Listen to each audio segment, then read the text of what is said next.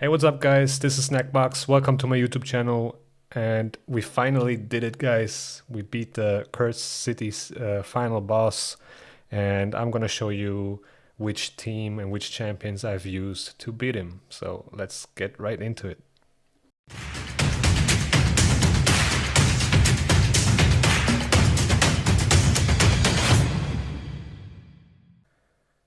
Now, this boss is kinda complicated at first because it's really a lot to read.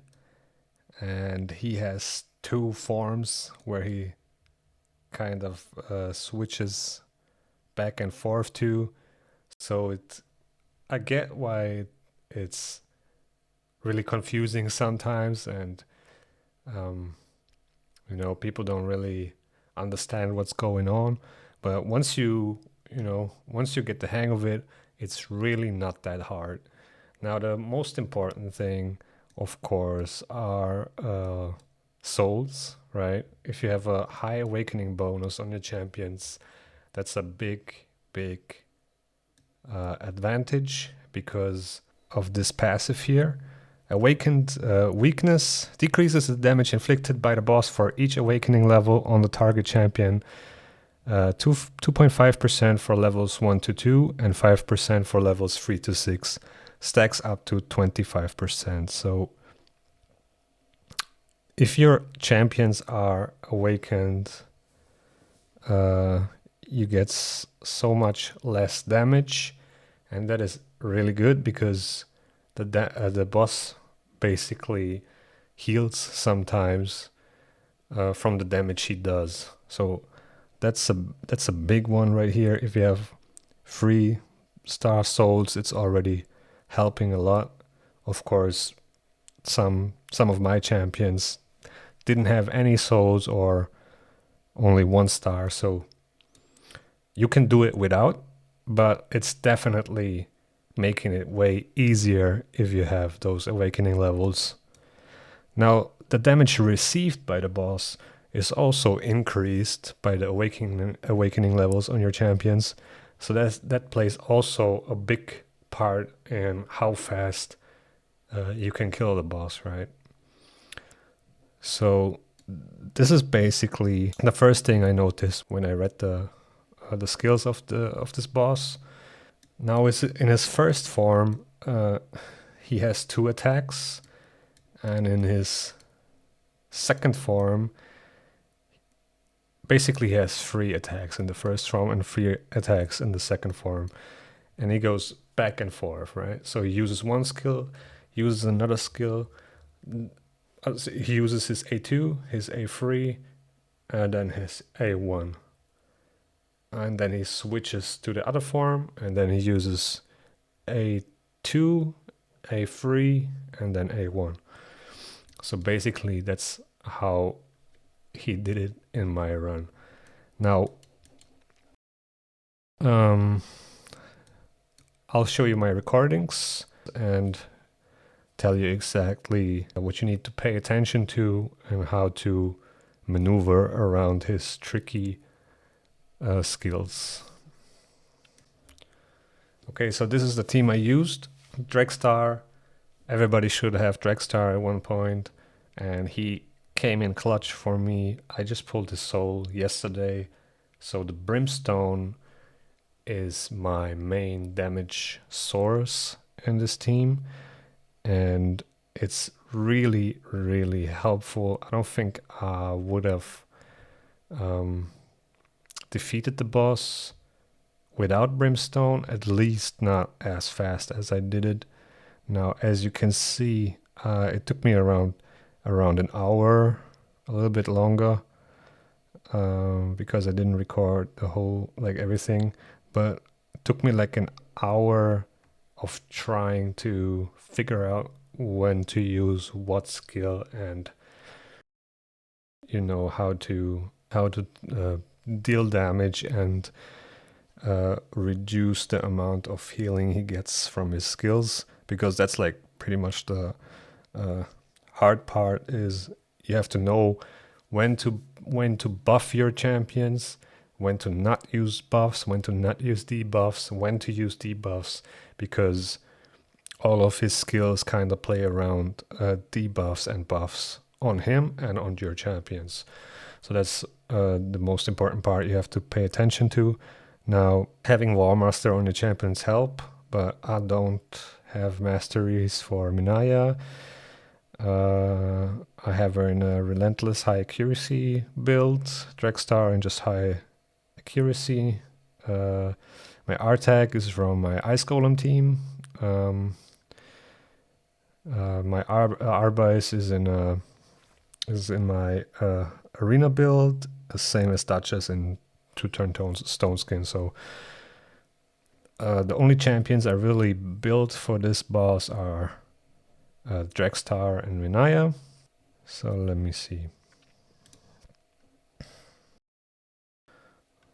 This is one of the first runs I tried. So as you can see, I go first. I buff, I debuff him, and got the Brimstone instantly. Now, he used his A2 first. His A2 is the Lunar Storm. And what it does is attacks all enemies, and before attacking, increases the duration of all buffs and decreases the duration of all debuffs on Amius by 1 turn. Heals Amius by 20%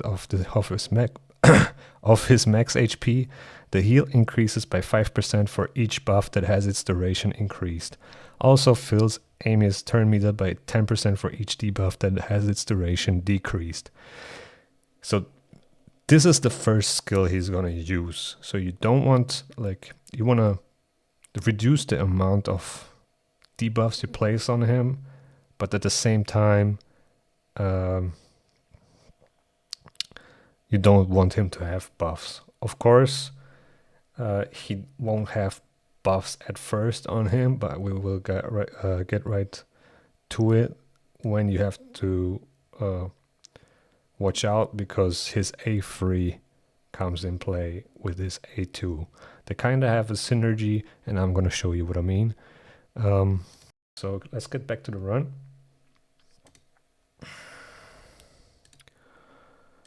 Now he used his A2.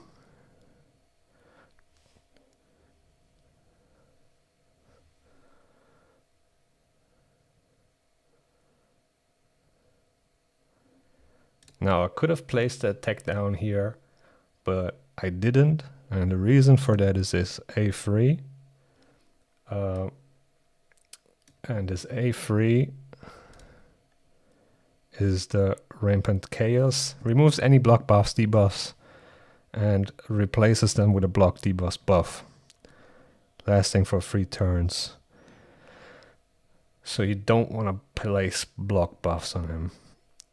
Also removes any debuffs negatively affecting stats and replaces them with their mirrored buff equivalent, such as decreased attack with increased attack, heal reduction with weaken with continuous heal and strength, and so on. Then places a stun. So basically what you need to pay attention to is, before he uses his A3, you really don't want him to have any buffs,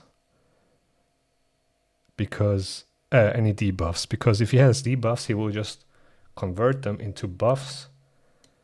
And for example, if you place an attack down on him and he gets an increased attack, and he will do so much damage and heal, because his healing scales with the damage he does, and then it's kind of like ramps up, and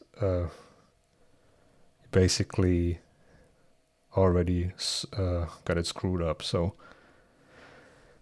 now here, the first issue that I noticed in my team that I had problems with is that every time he uses his A3, my mythical champion would transform into the other form, and I wanted my mythical champion to be in this form when he's transforming into, when he has that eclipse buff, because he does that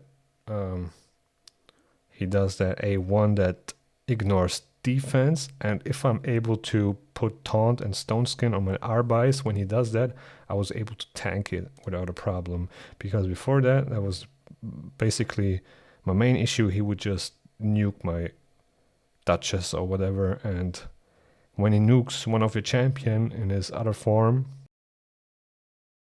he would just take an extra turn and it will throw my whole cycle of skills off.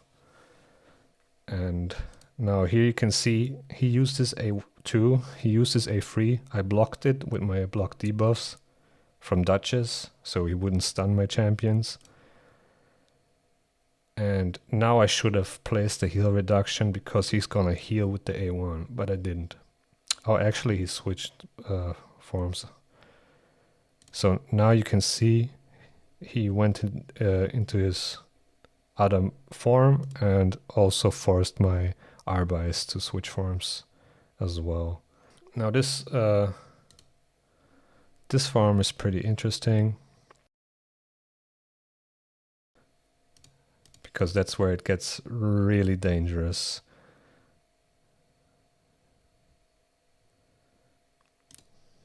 Now, his A2 attacks all enemies. Before attacking, increases the duration of all debuffs and decreases the duration of all buffs on all enemies by 1 turn. Actually, you don't want any buffs on your champions when he uses the skill at all, and you don't want debuffs on your champions, because every buff that has its duration decreased gonna ramp up his damage by 5% each buff, and it stacks up to 50%, and it will deal such a big amount of damage that it will just, he will just destroy you. So you don't want any buffs on your champions when he uses this skill. You also don't want debuffs on your champions. So basically what he does with the A3 is convert your buffs into debuffs, and then he increases the duration of all debuffs on your champions and decreases the buffs. And for each debuff that has its duration increased on your champions, he's gonna decrease the turn meter on your champions as well. Now the awakening level of your champions will reduce the amount of turn meter he will affect on your champions. Now it's getting really complicated, but as you can see, basically you don't want to have buffs on your champions.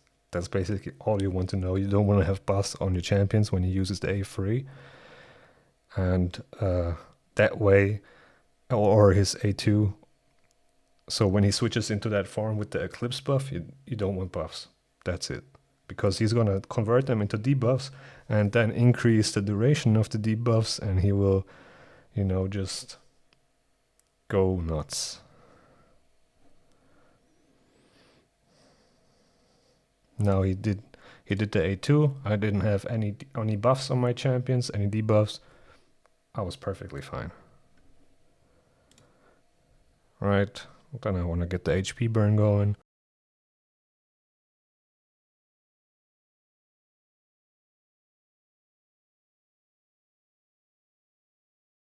Now here's the problem.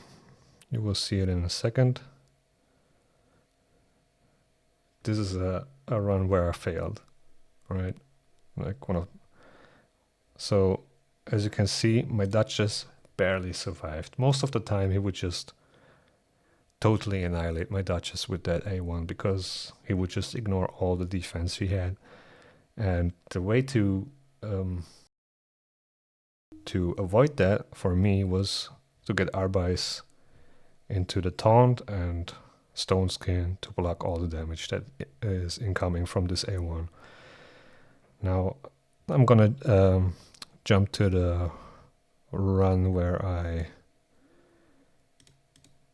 killed the boss. That should be the one, I think. Took me a couple of tries till I figured it out when to use what skill. So basically, I can buff here, no problem at first. I don't need to block debuffs. I'm saving it for the A3. Put the HP burn on. A1, A1. Brimstone proc, perfect. Now I need to switch forms with R-base myself here.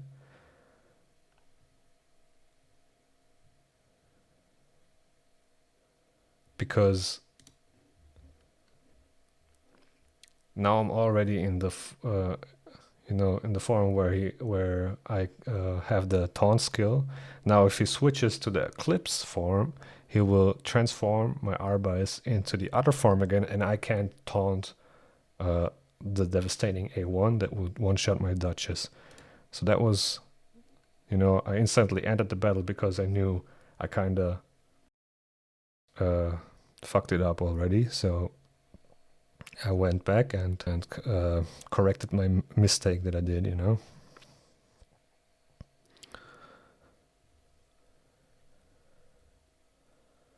So now I'm switching forms. He will use the A3 and everything should be fine.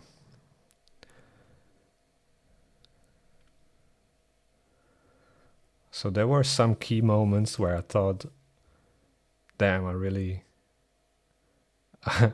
I probably can't beat it, but honestly, it was just like I was missing the knowledge of when to use what and why. So the timing of your buffs and your debuffs is essential.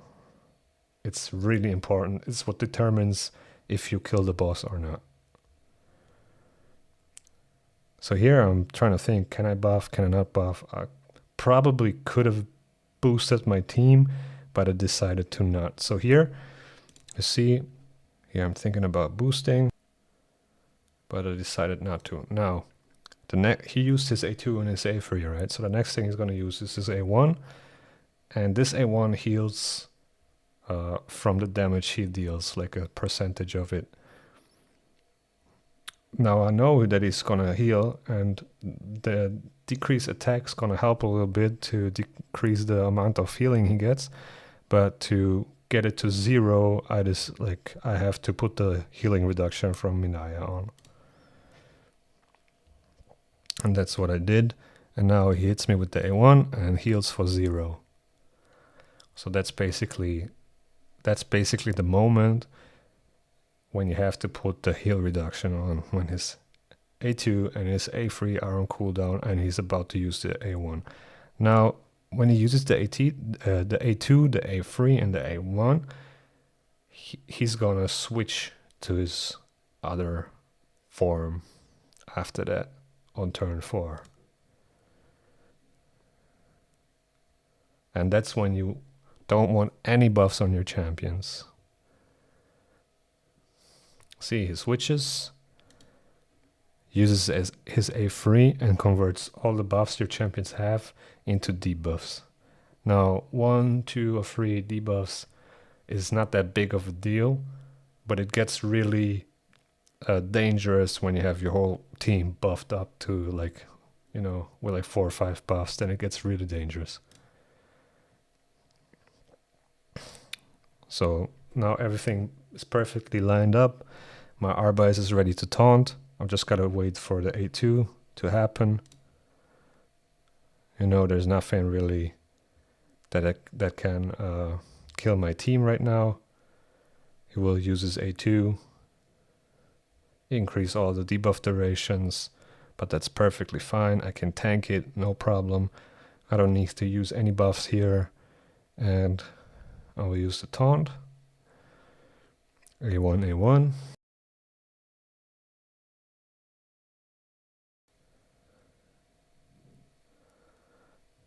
And he's using the A1 on my Arbice, and I'm just tanking it with the stone skin. No problem whatsoever. Yeah, that's basically the strategy that I used, and it's gonna repeat. I'm gonna repeat this over and over and over and over again. The same cycle of skills, debuffs and buffs until he's defeated, and that's how I did it. So yeah, I'm gonna let the clip run so you can see the whole thing. Alright, be right back.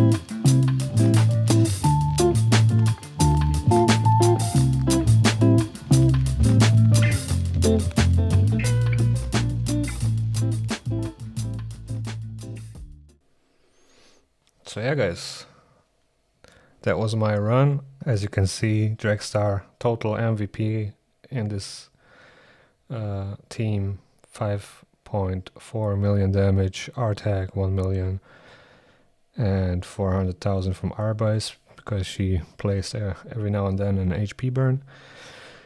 And yeah, so Brimstone, very important, speeds up the run. Block debuffs, very important. HP burn, really good. And heal reduction. Those are kind of the main buffs and debuffs that I focused on.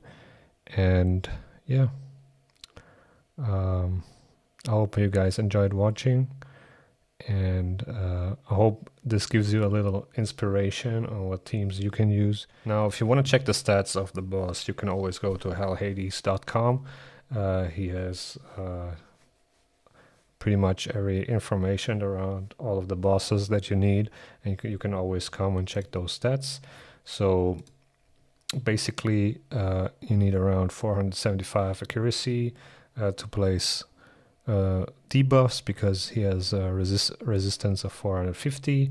His accuracy is 550, and you would need 675 resistance to resist his debuffs, which is achievable.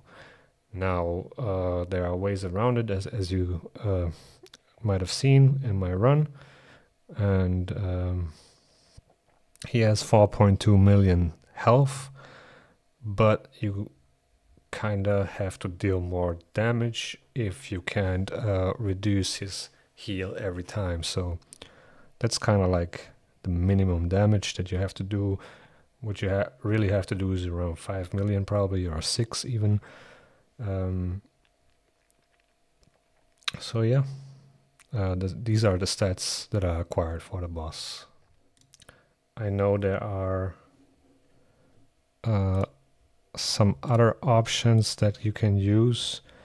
For example, there she is, Ursula. She's really a decent reviver, has decreased attack and strengthen. She can actually do the reviving part instead of Duchess. Now, I'm not really sure if there are any champs that can taunt other than Arbais, but maybe Helicat works for that case, just to block the damage from the A1 if you can't tank it, because I wasn't able to tank it. Maybe you are if you have a high awakening bonus and are able to decrease the damage incoming, but maybe with the strengthen and then defense up or something you can tank it. But Minaya came in clutch with the heal reduction, of course, Dragstar with the damage, and yeah, that's pretty much...